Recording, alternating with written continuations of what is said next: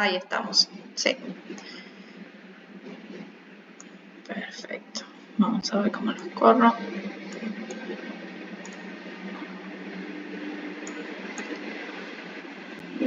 Bien, bueno, arrancamos. Me presento, mi nombre es Gabriela Iglesias, soy ingeniera ambiental, ya me conocen ustedes, así que no voy a dar mucha introducción.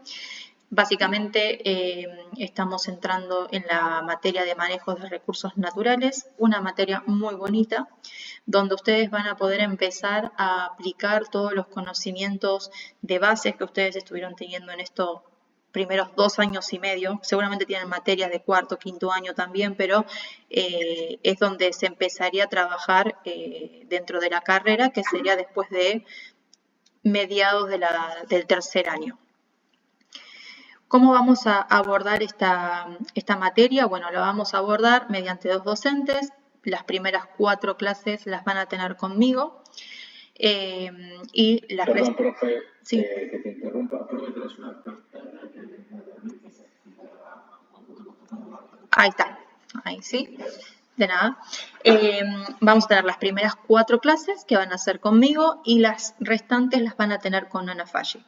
Conmigo se van a enfocar en trabajar en todo lo que es el manejo del recurso natural, del agua y del suelo. En este primer encuentro, básicamente vamos a hablar un poquito sobre la introducción y los fundamentos de lo que es el manejo de los recursos naturales. Vamos a hablar un poquito de algunos conceptos que seguramente ya los tienen arraigados, pero la idea es reforzarlos, la idea es volver a conversar sobre estas definiciones y si no se las acuerdan o no las conocen, que ya las conozcan. Después vamos a ver un poquito más, vamos a enfocarnos en lo que son los instrumentos que tenemos como profesionales del rubro ambiental para poder gestionar estos recursos. Muchas veces, y no está mal, trabajamos como profesionales, pero desde la rama académica, qué es lo que se debería hacer, cómo se debería hacer, pero cuando nos encontramos en el mercado laboral, en la parte del privado o gubernamental, o también en lo académico, tenemos que dejar toda esa información que tenemos plasmada en un documento que se llama Plan de Manejo de Recursos Naturales. También van a encontrar, dependiendo quién lo haga o la normativa local, plan de gestión de manejos de recursos naturales, plan de gestión de suelo, o sea, pueden tener varios nombres de cómo se va a definir, pero esencialmente es un documento, es un instrumento que va a tener pautas y lineamientos de qué es lo que se debe hacer frente a una problemática específica de un recurso natural. Y por último, les voy a dejar una actividad para que ustedes realicen. Esto va a ser lo que es el encuentro de hoy. La clase número 2 vamos a trabajar todo lo que es aguas, tanto subterráneas como superficiales, con lo que sería una introducción teórica. Después vamos a hablar de algunos casos reales, qué técnicas físico-químicas y biológicas tenemos nosotros para monitorear, para controlar la evolución de nuestra gestión en el manejo del recurso. La clase 3 va a ser muy parecida, solamente que trabajando en lo que es temas suelos, ¿no? Y por ahí entender un poquito sobre los procesos, qué tecnologías se utilizan, por ahí quizás las más sencillas, o mejor dicho, las más conocidas son a la hora de remediar situaciones con derrames de hidrocarburos, pero también hay que entender que existen otras metodologías, otras herramientas que tenemos, que hay y que no tienen que ser tan caras para poder ser implementadas. Y por último, en la clase 4 voy a dar como un cierre sobre lo que es la integración agua y suelo, porque claramente son 2 recursos que están totalmente alineados, ¿no? Que están entrelazados, porque obviamente lo que le pasa a uno automáticamente le pasa al otro porque es un ecosistema, ¿no es cierto? Nada se trabaja de forma independiente y eso es lo que vamos a intentar entender hoy. Y la clase 4 también, la segunda parte, van a tener que ustedes exponer un trabajo final, cada uno, que van a ir desarrollando durante estas 4 clases. Chicos, por favor, somos poquitos. Lo que dudas o algo me van preguntando, si no es un monólogo y no me aburro, porque encima no les veo la cara.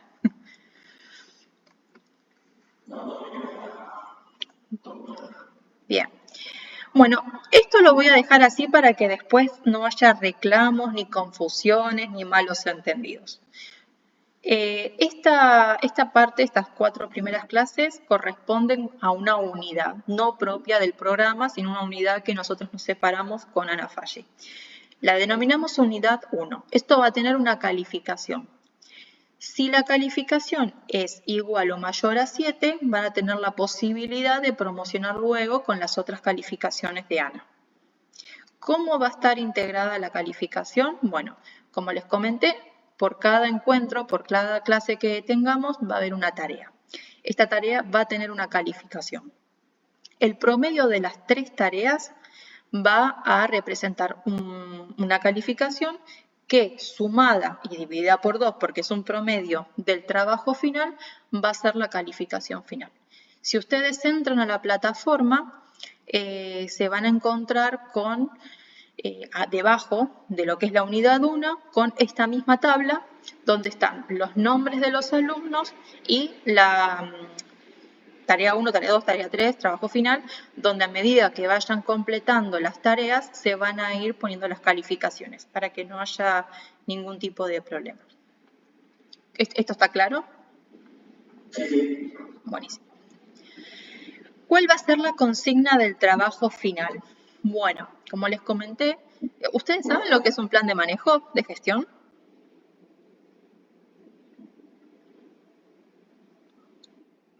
No tengo mucho conocimiento. Está bien, pero ya lo trabajaron, o sea, quiero saber si lo trabajaron dentro de las materias que ya cursaron o lo escucharon por fuera del entorno de la universidad. Fuera del entorno de la universidad. No, bueno, bien.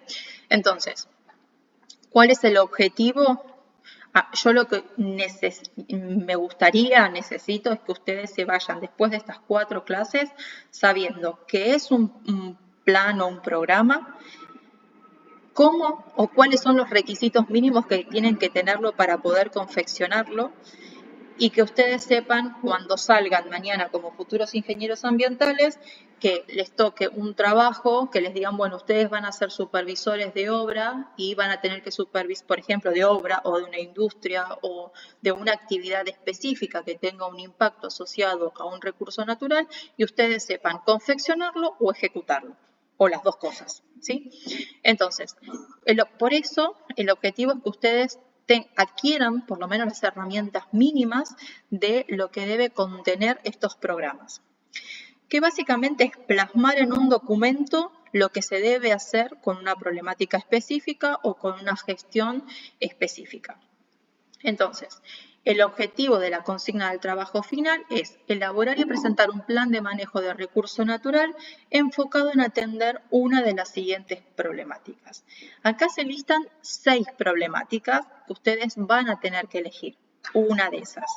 No se puede repetir entre alumnos y la actividad es individual.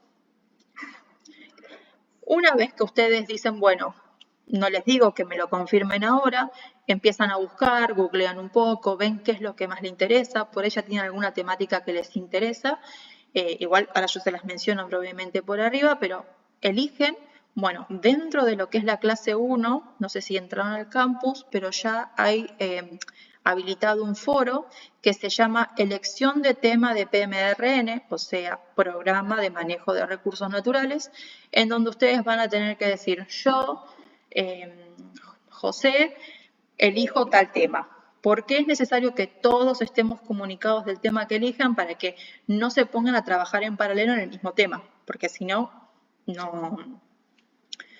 no tiene mucho sentido que después expongan el mismo tema 2 personas diferentes. ¿Hasta ahí vamos bien? Eso cuando no lo tenemos confirmado. Cuando ustedes quieran, no hay obligación. El tema es de que si son 6 temas, 5 alumnos. Entonces, en el peor de los casos, te va a quedar uno que no te gustaba. ¿Sí? Ustedes con que lleguen a la clase del 4 de septiembre con la presentación y el programa, para mí está bien. Anotaría hacer este.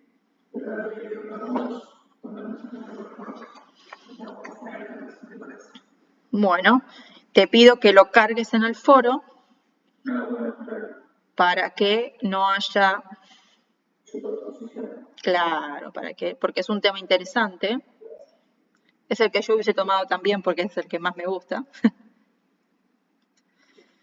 Mira, hay un momento de niña que está siempre ligado en este momento. Bueno, listo. Después les... Bueno, dije que no sé qué No hay problema, entonces le pasamos la clase grabada. O sea, yo después no prometo que sea hoy, que voy a subir la clase, es entre hoy y mañana la subo.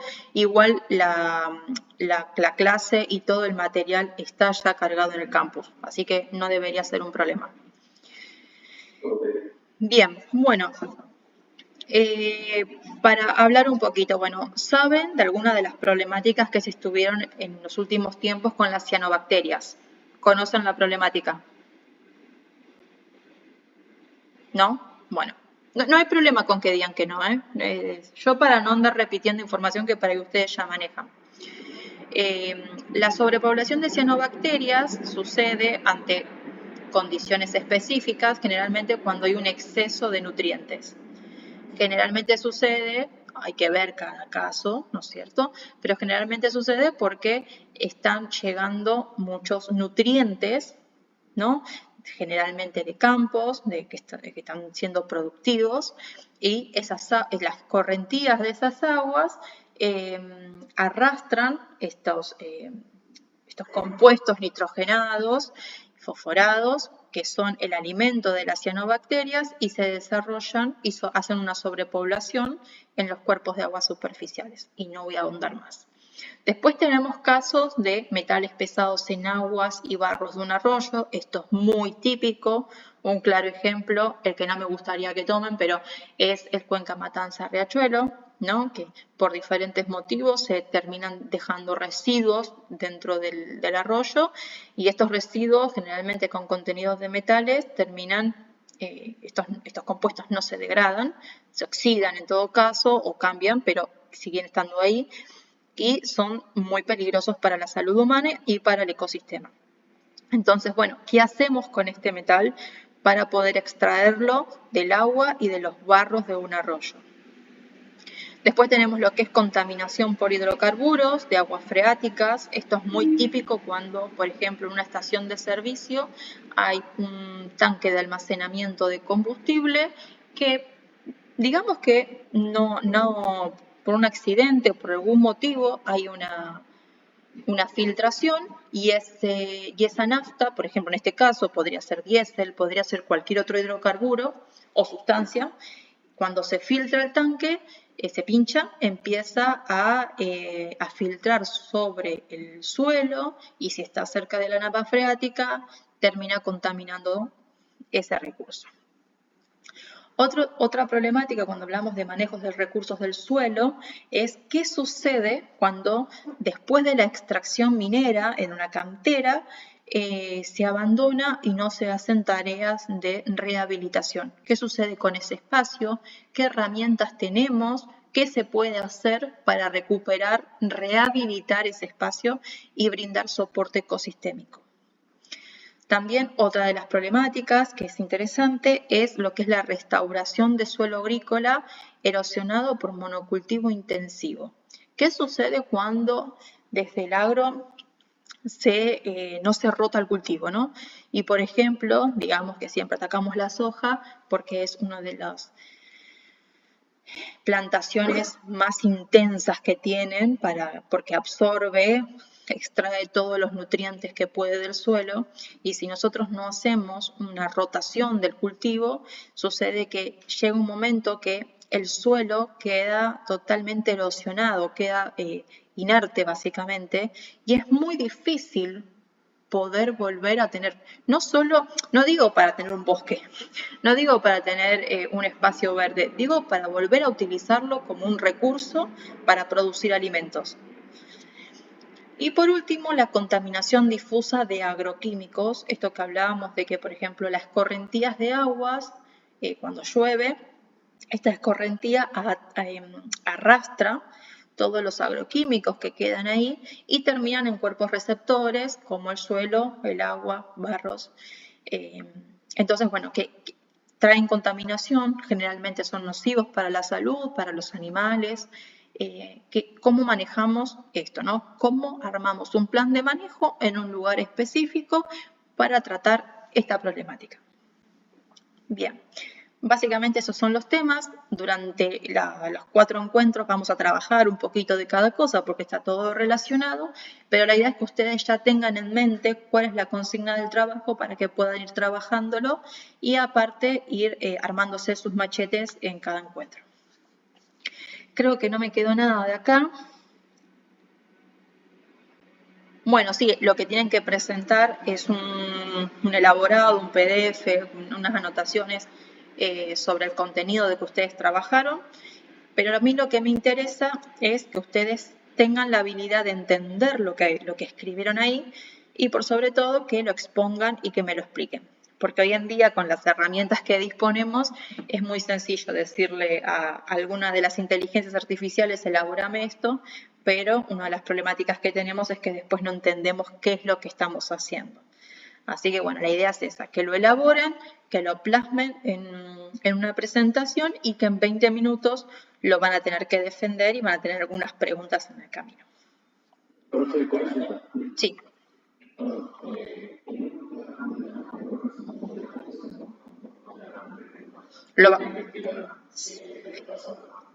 Ahora lo vamos a ver, no te preocupes que yo les voy a dar un checklist de las cosas que tienen que contener. Sí, sí, la idea no es dejarlos solos, la idea es que vayan trabajando en el camino con la clase. A ver acá.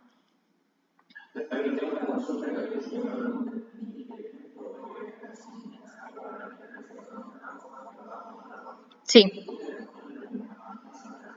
Sí. Que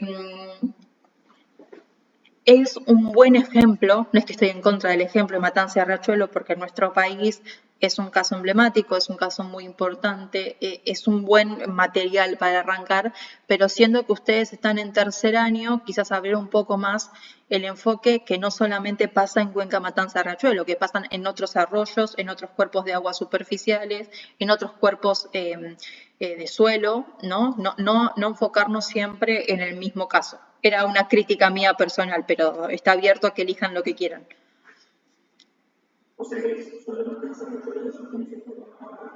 Sí, sí, se puede, pero les sugiero que busquen otro caso u otra situación para que les sirva a ustedes. O sea, es más que nada eso. ¿Qué sucede? Generalmente, en el último tiempo, en las materias que fui dando, todo es Cuenca, Matanza, Riachuelo, porque replican los documentos que están disponibles. Y no está mal, claramente no está mal, porque es un caso real, es una problemática real, pero siento que no suma al alumno. Eso es lo que pasa. Entonces lo desactivo porque justo Pero si a vos te gusta, anda por ese, pero a ver, no vas a tener menos calificación porque elijas Cuenca, Matanza, Riachuelo. ¿Sí? Claro, también igual lo tengo presente, entiendo que sí se trabajó muchísimo.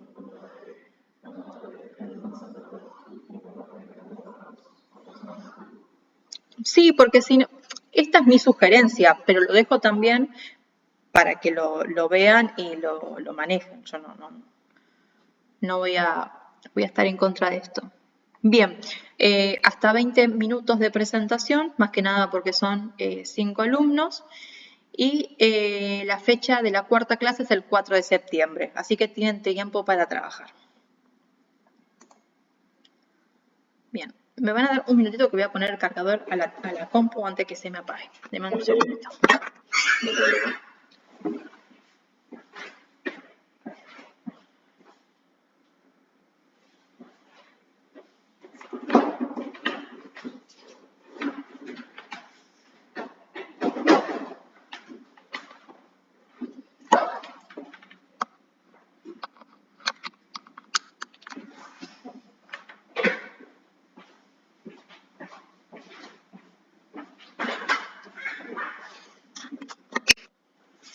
Bien, ahora ya entrando un poquito más en lo que es la materia de manejo de recursos naturales, vamos a hablar un poquito de algunos conceptos y clasificaciones, más que nada para que por ahí reforzar lo que ustedes ya seguramente vieron cuando estudiaron las ecorregiones, los servicios ecosistémicos, biología. Y vamos con una definición de cajón que generalmente ya lo vemos desde la primaria, que son los recursos naturales, ¿no? Para entender qué es lo que vamos a manejar cuando hablamos de recursos naturales. Y ahí siempre arranca la definición, bueno, los recursos naturales son aquellos los renovables y los no renovables. Poco se habla de los inagotables, aunque es una definición rara, pero los inagotables hace referencia a los recursos naturales, porque lo son, como por ejemplo el viento. El viento es un recurso muy rico porque nos permite, por ejemplo, generar energía eólica. El sol es un recurso natural que es inagotable según la definición y nos permite generar energía tanto para la provisión de las necesidades de las casas, de la industria, sino que también nos permiten esa energía para hacer la fotosíntesis y regular muchos procesos ecosistémicos que se desarrollan sobre la Tierra. Después tenemos los no renovables, que estos son sencillos de identificar porque son aquellos que una vez que sacamos todo el recurso de ese lugar, no va a haber más, no se va a recuperar, no se va a regenerar. Los minerales, el combustible fósil es el mejor ejemplo. Una vez que se termina ese yacimiento, ya ahí no vamos a tener, por lo menos por muchos millones de años, y se generan las condiciones, no vamos a volver a tener petróleo. Entonces ahí empiezan todas estas acciones de buscar otros yacimientos, otras tecnologías, otros mecanismos de extracción que traen asociados impactos, como por ejemplo vaca muerta. Después tenemos los renovables. Entonces, cuando hablamos de los renovables, decimos, bueno, un ejemplo muy común es el agua es un recurso renovable porque a través del proceso del ciclo hidrológico siempre vamos a tener disponibilidad de agua en diferentes sectores, en diferentes estados de la materia. Perfecto. Es cierto, pero esa clasificación no es estática. ¿Qué quiere decir? Que hablemos de un recurso, vamos a hablar de un lago, por ejemplo.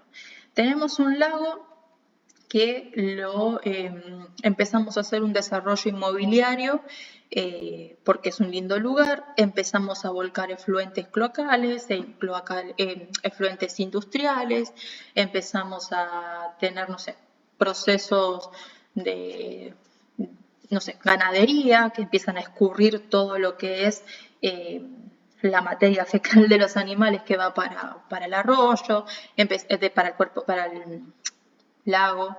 Empezamos a extraer, empezamos a hacer un montón de cosas sobre ese cuerpo de agua y no le damos el tiempo para que se recupere. Llega un momento que ya no va a ser renovable, ¿no? Si se sobreexplota el recurso, ya va a costar mucho poder recuperar ese recurso. Lo mismo sucede con el suelo. El suelo es un recurso renovable porque por procesos naturales puede volver a su calidad inicial. Bueno, ¿en cuánto tiempo? ¿Bajo qué condiciones? Porque si yo a un suelo de 5 hectáreas le pongo 10 cabezas de ganado, no sé, digo 10 porque no conozco, pero digamos 1000 cabezas de ganado y no las roto y las dejo constantemente ahí, va a generar una compactación en el suelo que no le va a permitir regenerarse. El suelo va a perder su capacidad fértil. Y así sucesivamente. Entonces, sí está bien de que tengamos la definición recursos renovables y no renovables, pero cuando hablamos de los renovables es que nosotros tenemos que enfocarnos en un correcto manejo, porque si el manejo no es adecuado, ese recurso deja de ser renovable, porque ya no se puede recuperar, o se puede recuperar pero con mucho trabajo y mucho tiempo. ¿Queda claro esto más o menos? Yo les voy a preguntar porque no los veo. No sé si están durmiendo o algo y aparte pues si no me aburro. Bien, entonces, ahora Les voy a poner un lindo videito de 2-3 minutos que me parece que es interesante para entender qué son los servicios ecosistémicos, ¿no? Porque estos recursos naturales permiten tener servicios ecosistémicos. A ver si me dejan.